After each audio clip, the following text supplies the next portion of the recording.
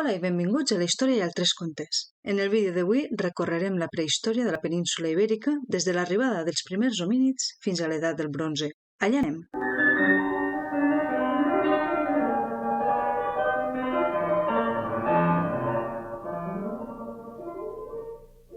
Encara que no sigui l'objectiu d'aquest vídeo repassar l'evolució dels homínids, sinó la seva presència en la península, ens remuntarem uns milions d'anys abans de la seva arribada a aquestes terres per a recordar que l'origen dels primers homínids es troba a l'est d'Àfrica, a la zona del Rift Valley. Allí trobem les primeres restes d'Australopithecus, l'esquelet anomenat Lucy, l'espècie del qual va viure des de fa 3,9 milions d'anys fins a fa 2,8 milions d'anys. Caminava dempeus, era capaç d'utilitzar els elements del terreny fent-los servir com a ferramentes, però no les modificava ni les fabricava. Les primeres espècies d'homínids no van abandonar el continent africà, com l'Homo habilis, capaç de fabricar les seues pròpies ferramentes, i que va viure fa 2,3 milions d'anys fins a fa 1,6 milions d'anys. El primer homínid que va abandonar les càlides terres del continent africà va ser l'Homo erectus, que va viure fa 1,9 milions d'anys fins a fa vora 170.000 anys. L'Homo erectus, que ja controlava el foc,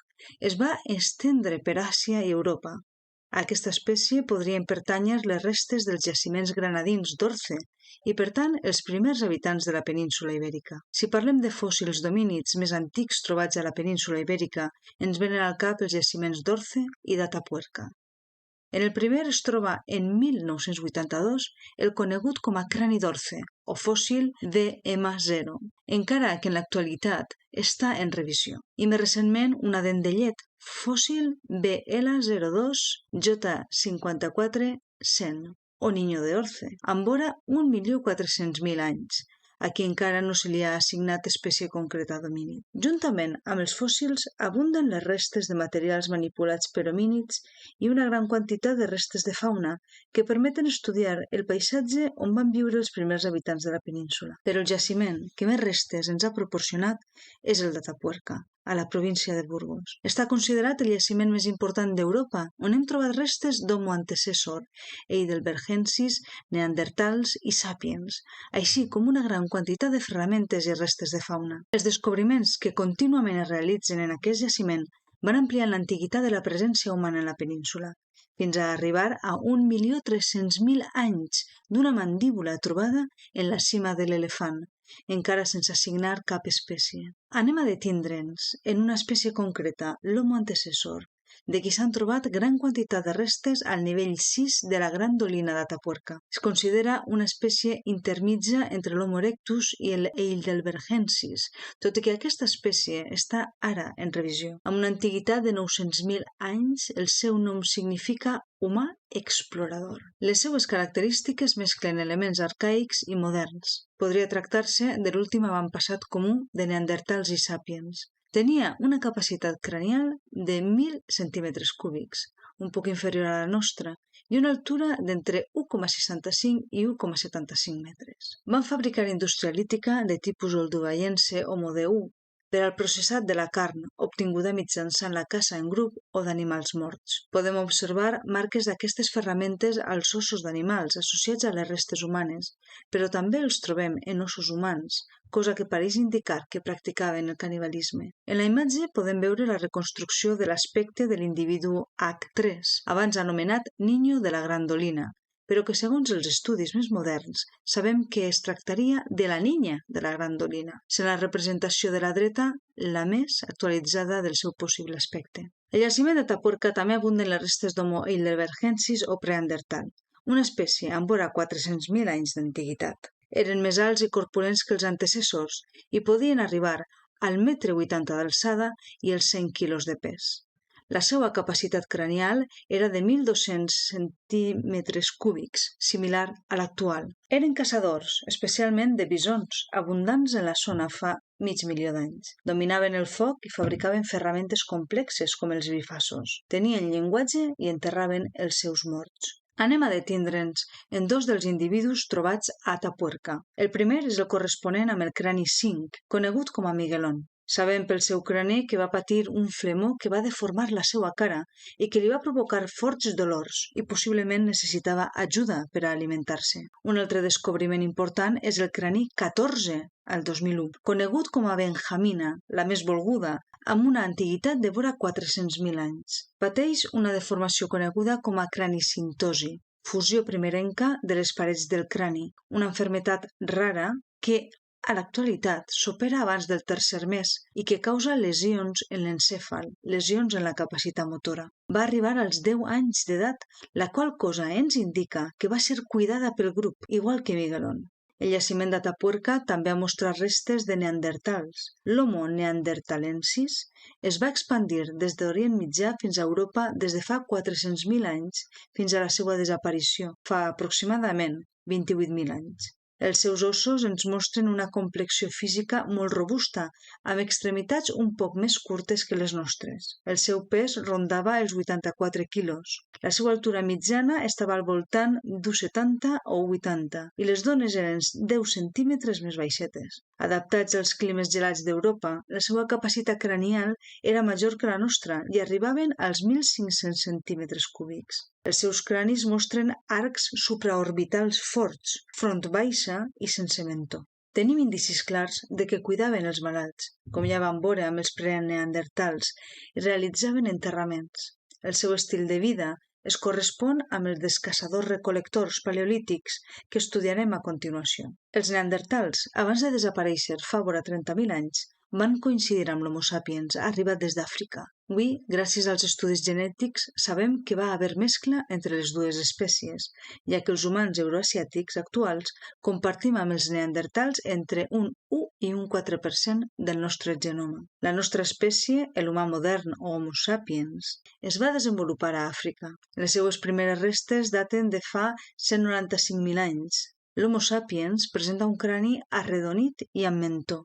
La capacitat cranial mitjana és de 1.300 centímetres cúbics, un poc menor que els neandertals, i la seva estructura òssia més lleugera i esvelta que la del neandertal.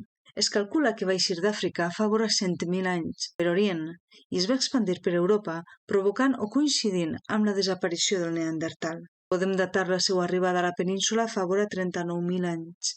Des de fa 30.000 anys, és l'única espècie humana que existís i protagonitzarà tot el desenvolupament cultural de què anem a parlar a continuació.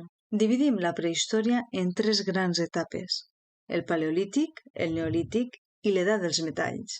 La primera d'elles, el paleolític, s'estén des de l'aparició de les primeres restes humanes fins al desenvolupament de la ramaderia i l'agricultura, que a la península ibèrica va tindre lloc allà pels 5.000 abans de Jesucrist. Paleolític significa pedra vella i fa referència a la seva indústria lítica tallada. En la imatge podem veure la recreació d'un lloc per a tallar sílex i un bifàs trobat a Atapuerca, anomenat Excalibur. Però la característica principal del paleolític és l'economia o forma de vida depredadora dels humans. Vivien de la caça o la carronya, la pesca, el marisqueig o la recol·lecció de fruita. La imatge ens mostra la recol·lecció de mel en una pintura parietal de la Cova de l'Aranyà. La forma de vida marca l'organització social. La recerca dels recursos obliga al nomadisme, desplaçant-se quan s'esgoten en un territori. Els assentaments temporals se construiran amb branques i pells, sense construccions més duraderes. L'organització social es basa en una difusa divisió del treball i la impossibilitat d'acumular riquesa fa poc probable una jerarquització de la societat. Respecte a les creences, sabem amb certesa que realitzaven rituals d'enterrament. En les imatges veiem una recreació del càrex d'Atapuerca i una maqueta del Museu de l'Evolució Humana de Burgos.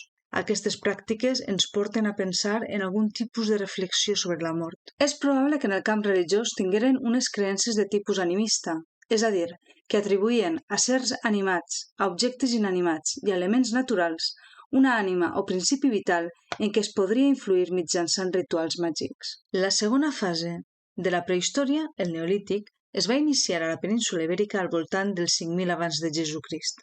El nom significa pedra nova. Fa referència al canvi en la cultura material. La pedra tallada dona pas a ferramentes de pedra polimentada, però el canvi més important va ser la domesticació d'animals i plantes.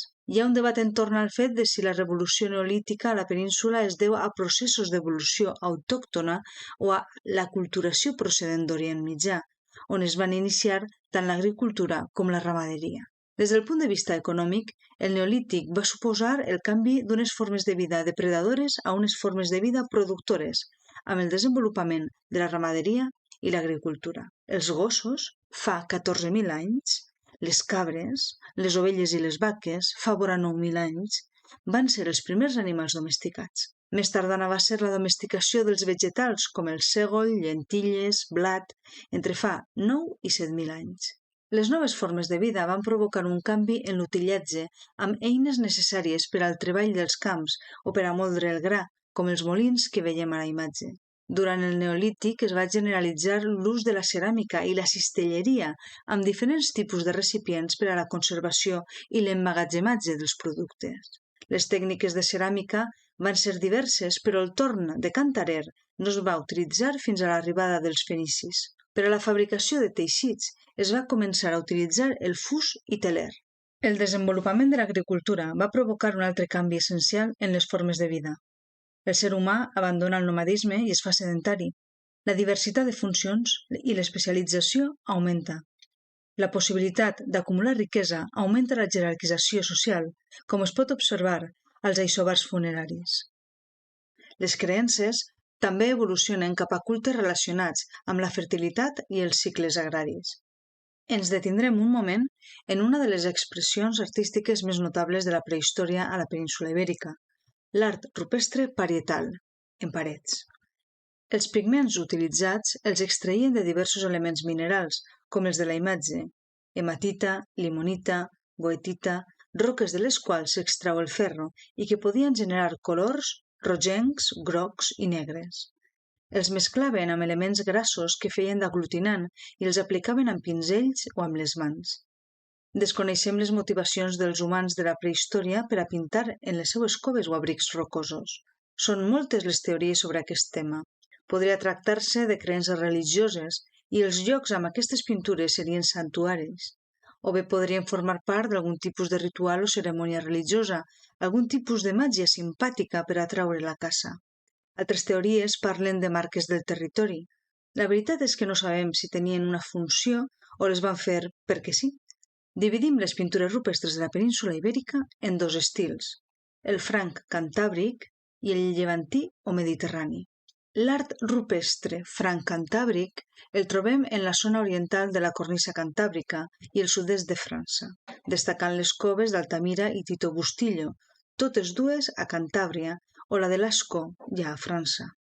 Van ser pintades durant el Paleolític superior i se situen a l'interior de coves, en zones bastant profundes, mentre que els assentaments es realitzaven a l'entrada d'aquestes mateixes coves. És un estil figuratiu i naturalista. La seva temàtica principal és la representació d'animals, com a bisons, cavalls, cérvols, però mai éssers humans. Les persones que les van pintar van buscar crear sensació de moviment i crear volums mitjançant els colors o aprofitant les irregularitats de la cova. Són figures policromades buscant la màxima similitud amb l'animal representat. En les coves del Cantàbric, les figures apareixen superposades, amuntegades. No formen escenes ni semblen seguir cap composició premeditada. Fins i tot es tapen les unes a les altres. Al costat de les figures animals, en coves com el Castillo, trobem uns altres temes, com les mans, un element comú en diversos llocs del planeta, ja siga en positiu, impressió de la mà amb pintura en la paret, o en negatiu, bufant la pintura sobre la mà per a marcar les vores. També hi ha representacions abstractes, com aquesta successió de punts de la cova del Castillo. Més tardà és l'altre gran estil d'art rupestre de la península ibèrica. L'estil llevantí o esquemàtic el trobem en la zona oriental de la península ibèrica, en la zona mediterrània, destacant conjunts com els del barranc de la Valltorta, a Tírig, a la província de Castelló, o la Cova de l'Aranya. Van ser pintades durant l'epipaleolític en abrics rocosos. A la imatge podem veure el barranc de la Valltorta, un indret que possiblement va ser un lloc per a la caça. L'estil és molt diferent de l'estil del Cantàbric. Destaca pel seu esquematisme i per la representació de figures humanes que solen representar escenes. un ritual o ball en la Roca dels Moros, a Lleida, recol·lecció de mel en la Cova de l'Aranya o, el més habitual, escenes de caça. Les figures són monòcromes, amb colors rojos o negres, sense cap interès pel naturalisme o el volum. I fins ací el vídeo d'avui. Vos esperem en el pròxim vídeo de la història i altres contes.